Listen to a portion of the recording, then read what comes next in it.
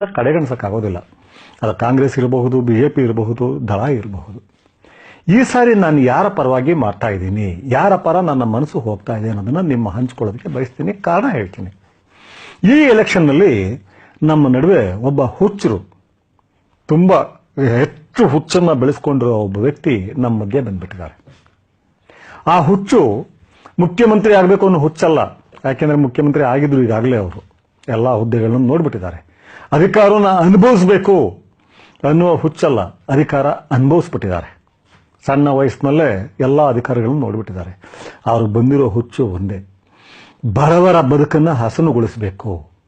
ಯಾಕೆ ಅಂತ ಹುಚ್ಚು ಬಂತು ಅಂತ ಹೇಳಿದ್ರೆ, ಮೊನ್ನೆ ಅವರು ಸಾವಿನ ಗಡಿಯನ್ನು ದಾಟಿ ಹೋಗ್ಬಿಟ್ಟಿದ್ರು. ಸಾವಿನ ಗಡಿಯಿಂದ ಈ ಕಡೆ ಇಲ್ಲ, ಸತ್ತೋದ್ರು ಅಂತಾನೆ ಎಲ್ಲ ಅವರ ಅಕ್ಕಪಕ್ಕದವರು, ಕುಟುಂಬದವರು, ಹಿತೈಷಿಗಳು ಅಂದ್ಕೊಂಡಿದ್ದು. ಅವರು ಹೋಗ್ಬಿಟ್ರು, ಕೈ ಜಾರಿ ಹೋಗ್ಬಿಟ್ರು, ಇನ್ನು ಹಿಂದಕ್ಕೆ ಬರೋಕ್ಕಾಗೋದಿಲ್ಲ ಅಂತ. ಆದರೆ ಹಿಂದಕ್ಕೆ ಬಂದರು. ಅವ್ರನ್ನ 1 ತಿಂಗಳ ಹಿಂದೆ ನಾನು ಭೇಟಿ ಆಗ್ತೀನಿ. ಭೇಟಿ ಆದಾಗ ಅವ್ರು ಬುದ್ಧಿವಂತಿಕೆಯಲ್ಲಿ ಮಾತನಾಡೋದಿಲ್ಲ, ಸುಸ್ತಾಗಿರ್ತಾರೆ. ಬುದ್ಧಿವಂತಿಕೆಯಲ್ಲಿ ಮಾತನಾಡೋದಿಲ್ಲ, ಹೃದಯದಿಂದ ಮಾತನಾಡ್ತಾರೆ. ಒಂದೇ ಮಾತು ಹೇಳ್ತಾರೆ, ಅಣ್ಣ ಅಕಸ್ಮಾತ್ ನಾನು ಸತ್ತೋಗಿದ್ರೆ ನನ್ನ ಕುಟುಂಬ ದುಃಖ ಪಡ್ತಿತ್ತು, ಆದರೆ ಅವ್ರ ಹೊಟ್ಟೆ ಬಟ್ಟೆ ಏನು ಕಷ್ಟ ಆಗ್ತಾ ಇರಲಿಲ್ಲ. ದೇವರು ಏನೋ ನಾವು ಅದೃಷ್ಟಶಾಲಿಗಳು, ದೇವ್ರು ಕೊಟ್ಟಿದ್ದಾನೆ ನಮಗೆ. ಆದರೆ ನನ್ನನ್ನು ಉಳಿಸಿದ್ದು, ದೇವರು ಉಳಿಸಿದ್ದು ನನ್ನ ಕುಟುಂಬಕ್ಕೋಸ್ಕರ ಅಲ್ಲ. ಇಲ್ಲಿರೋ ಬಡವರು ಸೇವೆ ಮಾಡು ನೀನು. ಇಲ್ಲಿರೋ ಬಡ ಜನಗಳು ಅಕಸ್ಮಾತ್ ನೀನು ಎಷ್ಟು ಕಾಲ ಇರ್ತೀಯೋ ಅಷ್ಟು ಕಾಲ ಅವ್ರ ಬದುಕು ಹೇಗಾಗಬೇಕು ಅಂದರೆ, ಅವ್ರ ಬದುಕಲ್ಲಿ ಯಾರಿರಲಿ ಇಲ್ಲದೆ ಹೋಗ್ಲಿ ನೆಮ್ಮದಿ ಇರಬೇಕು, ಅಷ್ಟಕ್ಕೆ ನೀನು ಶ್ರಮಿಸು ಅಂತ ಕಳಿಸಿದ್ರು. ಅದಕ್ಕೋಸ್ಕರ ನಾನು ಬಂದೆ, ಅದಕ್ಕೋಸ್ಕರ ನಾನು ಈ ಚುನಾವಣೆಯಲ್ಲಿ ಇಷ್ಟು ಶ್ರಮ ಪಟ್ಟಿದ್ದೀನಿ ಅಂದರು. ಅವ್ರು ಯಾರು ಅಂತ ಗೊತ್ತಾಗಿರ್ಬೇಕು ನಿಮಗೆ. ಕುಮಾರಸ್ವಾಮಿ, ನಿಮ್ಮ ಕುಮಾರಣ್ಣ, ನಮ್ಮ ಕುಮಾರಣ್ಣ.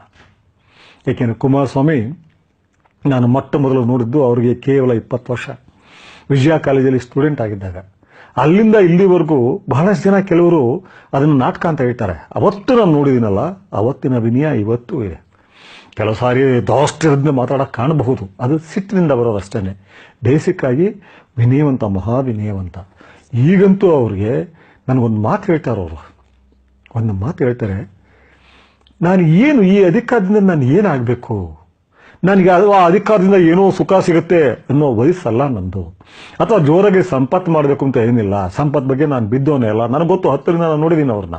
ಸಂಪತ್ ಬಗ್ಗೆ ಒದ್ದಾಡೋದಿಲ್ಲ ನಾನು, ಎಲ್ಲರ ಬಗ್ಗೆ ಹೇಳೋದಿಲ್ಲ, ರಾಜಕಾರಣಿಗಳ ಬಗ್ಗೆ, ಅವ್ರ ಬಗ್ಗೆ ನಾನು ಹೇಳ್ತೀನಿ, ಒದ್ದಾಡೋದಿಲ್ಲ. ಆದರೆ ನನಗೆ ಒಂದೇ ಇರೋದೀಗ, ನಮಗೆ ಸಾಧ್ಯ ಅಧಿಕಾರ ಅನ್ನೋದು ಸಿಕ್ಬಿಟ್ರೆ, ಮುಖ್ಯಮಂತ್ರಿ ಪದವಿ ಸಿಕ್ಕಿದ್ರೆ ಬಡ ಜನಗಳನ್ನ ಕಣ್ಣೀರನ್ನ ಒರೆಸಬಹುದು ನಾವು. ಅವರ ಅಸಹಾಯಕತೆಯನ್ನು ಸಾಕಷ್ಟು ತೊಡೆದು ಹಾಕಬಹುದು. ಬಹುಶಃ ಕೆಲವು ಪದಗಳು ನಾನು ಬೇರೆ ರೀತಿ ಬಳಸ್ತಾ ಇರ್ಬೋದು, ಆದರೆ ಇಡೀ ಒಟ್ಟಾರೆ ನಾನು ಅವ್ರ ಜೊತೆ ಮಾತನಾಡಿದ 25 ನಿಮಿಷ ಬೇರೆ ವಿಷಯನೇ ಇಲ್ಲ. ಈ ಸಾರಿ ಅವ್ರು ಹೇಗಾಗ್ಬಿಟ್ಟಿದ್ದಾರೆ ಅಂದರೆ, ನಾನು ಒಳ್ಳೆಯದನ್ನ ಮಾಡಲೇಬೇಕು, ಐ ಹ್ಯಾವ್ ನೋ ಚಾಯ್ಸ್ ಅನ್ನಂಗೆ ಆಗ್ಬಿಟ್ಟಿದ್ದಾರೆ. ನನಗೆ ಬೇರೆ ಆಯ್ಕೆ ಇಲ್ಲ. ಯಾಕೆಂದರೆ ನಮ್ಮ ಥರ ಅಲ್ಲ ಅವರು, ದೇವರ ಬಗ್ಗೆ ಅಪಾರ ನಂಬಿಕೆ ಅವರಿಗೆ.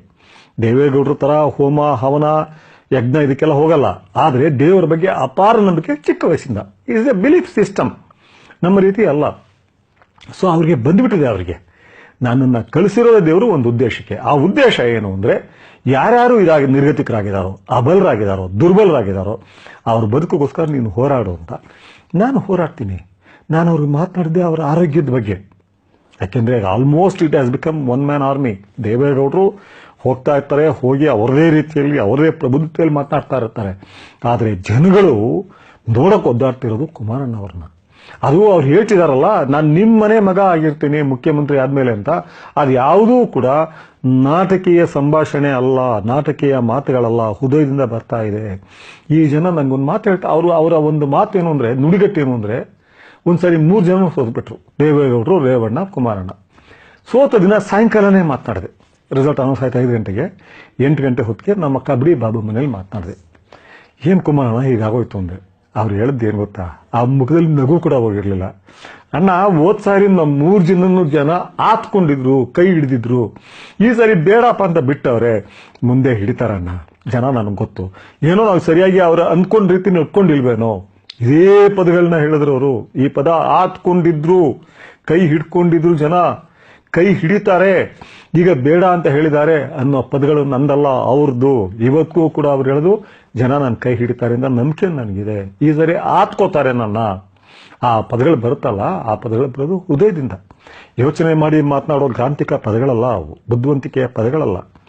ಸೊ ಈ ಸಾರಿ ಹಾಗಾಗಿ ನನಗೂ ಒಂದು ಹುಚ್ಚಿದೆ. ಆ ಹುಚ್ಚು ಏನಂದ್ರೆ, ನನ್ನ ಕಾಲದಲ್ಲಿ ಒಬ್ಬ ಅತ್ಯುತ್ತಮ ರಾಜಕಾರಣಿ, ಬಡ ಜನಗಳ ಬಗ್ಗೆ, ಧ್ವನಿ ಇಲ್ಲದೆ ಇರೋರ ಬಗ್ಗೆ ಕಾಳಜಿ ಇಟ್ಕೊಂಡಿರೋ ರಾಜಕಾರಣಿ ಯಾವ ರೀತಿ ತನ್ನ ಅಧಿಕಾರವನ್ನು ನಿರ್ವಹಿಸಬಹುದು, ಯಾವ ರೀತಿ ರಾಜ್ಯ ಸಂಪನ್ಮೂಲಗಳನ್ನ ಬಳಸ್ಕೋಬಹುದು ಅನ್ನುವ ದೊಡ್ಡ ಇದು ನನಗೂ ಇದೆ. ಕಾಣಬೇಕು ಅನ್ನೋ ಹುಚ್ಚಿದೆ. ಆ ಹುಚ್ಚು ಸಾಕಾರ ಆಗಬೇಕಾದ್ರೆ ನನಗನ್ನಿಸ್ತು ಈ ಸಾರಿ ನಾವು ಕುಮಾರಸ್ವಾಮಿಗೆ ಬೆಂಬಲಿಸಲೇಬೇಕು. ಅವ್ರನ್ನ ಕೇವಲ ಜನತಾದಳ ಅಂತ ಆಗಲಿ ಅಥವಾ ಒಕ್ಕಲಿಗ ಜನಾಂಗ ಇದು ಯಾವ ಕಾರಣಕ್ಕೂ ನಾನು ಮಾಡ್ತಾ ಇರೋದು ಅವ್ರ ಹುಚ್ಚಿಗೋಸ್ಕರ. ಆ ಹುಚ್ಚಿಗೆ ನಾವು ಸ್ಪಂದಿಸದೆ ಹೋದ್ರೆ, ಕನ್ನಡಿಗರು ಸ್ಪಂದಿಸದೆ ಹೋದ್ರೆ, ನಾವು ಯಾರು ಅದನ್ನ ಗಂಭೀರವಾಗಿ ತೆಗೆದುಕೊಳ್ಳದೆ ಹೋದ್ರೆ, ನಮ್ಮ ಆಳಕ್ಕೆ ನಮ್ಮ ಹುದ್ದೆಗಳಿಗೆ ತೆಗೆದುಕೊಳ್ಳದೆ ಹೋದ್ರೆ ಕುಮಾರಸ್ವಾಮಿಗೆ ಏನು ನಷ್ಟ ಆಗೋದಿಲ್ಲ. ಆರಾಮಾಗಿರ್ತಾರ ಅವ್ರ ಬದುಕು ಏರುಪೇರಾಗಲ್ಲ.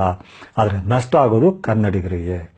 ಇದನ್ನು ನಾನು ಬಹಳ ಯೋಚನೆ ಮಾಡಿ ನಿಮ್ಮ ಮುಂದೆ ಇಡಲೇಬೇಕು ಅಂತ ಹೇಳಿ ನನ್ನ ಹೃದಯದಿಂದ ಇಡ್ತಾ ಇದ್ದೀನಿ. ಈ ಸಾರಿ ಅವರನ್ನ ಏನಾದರೂ ಮಾಡಿ ನಾವು ಆ ಮುಖ್ಯಮಂತ್ರಿ ಗಾದಿಗೆ, ಆ ಮುಖ್ಯಮಂತ್ರಿ ಕುರ್ಚಿಗೆ ಬರೋ ಹಾಗೆ, ಅದ್ರ ಮೇಲೆ ಕೂತ್ಕೊಳ್ಳೋ ಹಾಗೆ ನಾವು ಮಾಡೋಣ. ನೀವು ಇದ್ರ ಬಗ್ಗೆ ಏನೇ ತಕರಾರಿದ್ರು ನಾನು ಮಾತನಾಡಿ ನಾನು ನಿಮಗೆ ಉತ್ತರಿಸ್ತೇನೆ. ನಮಸ್ಕಾರ.